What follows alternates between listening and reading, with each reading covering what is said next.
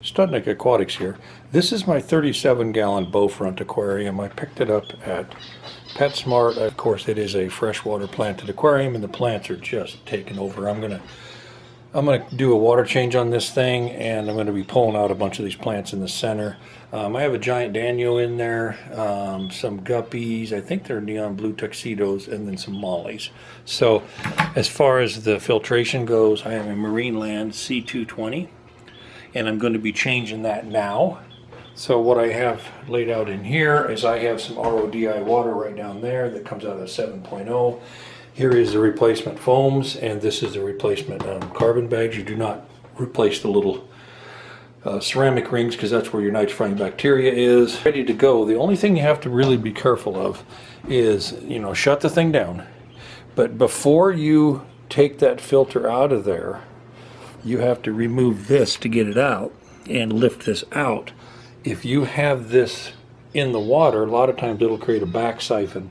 And I think there's a check valve in the new ones. I'm not sure there's one in this, but I just don't like to take a chance. So I will lift this, take this top off completely, of course, and I will lift this up. And it is somewhat flexible until this end is not in the water. I'll do that after I've unplugged it. And then I'll reach in and take that out. And then I'll add more to this later. By the time I get that thing changed out on all the water and replace that, I mean, that's all the water I'm going to take about 5 gallons of water out, 4.5 to 5. So I'll just keep adding to this. I now have it out of there and in the sink. And I believe you have to lift this, get that open, and then I think you turn this one to unlatch it, and then lift it out. It's going to take a little bit to lift it out, but once you do that, then you have these two and those two, and then you can start taking this thing apart. That is what you do. So I did get that out and threw it in the shower, so if it leaks any water, and I'll clean that up in a little while. And now that that's done, undo these here first, and then undo these two.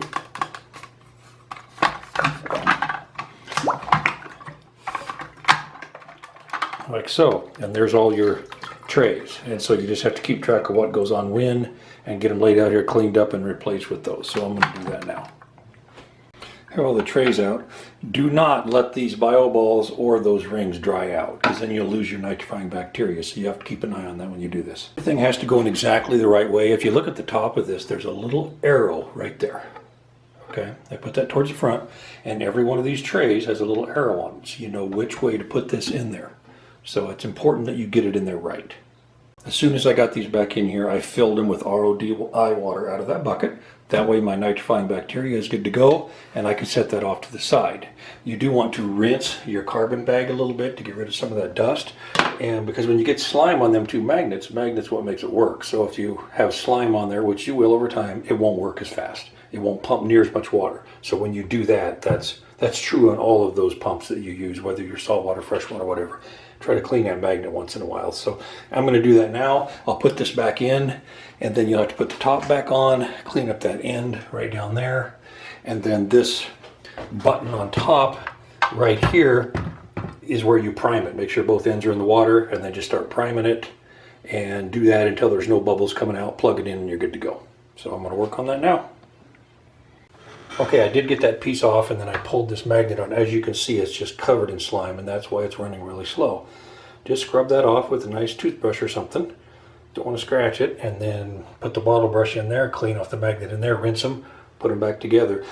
I do have it running now. All you have to do is prime that a little bit. You'll hear it when it quits running bubbles, and then plug it in.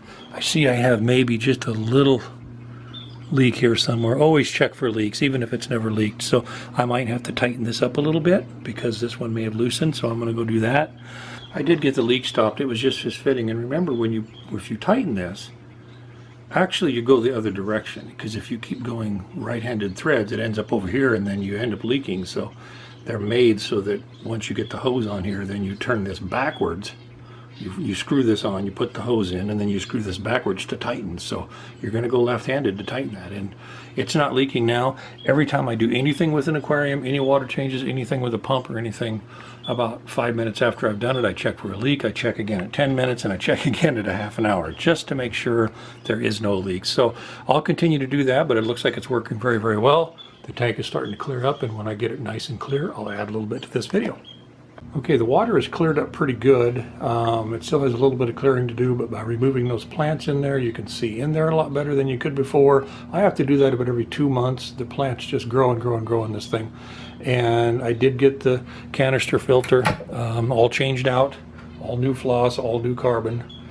And everything is working well. It's not leaking. I highly recommend the canister filters, especially this Marineland C220. They're not terribly expensive, but they're so quiet. There's just no noise at all. So works great for a bedroom, which is where this one is. And once again, that's a 37-gallon boat nut.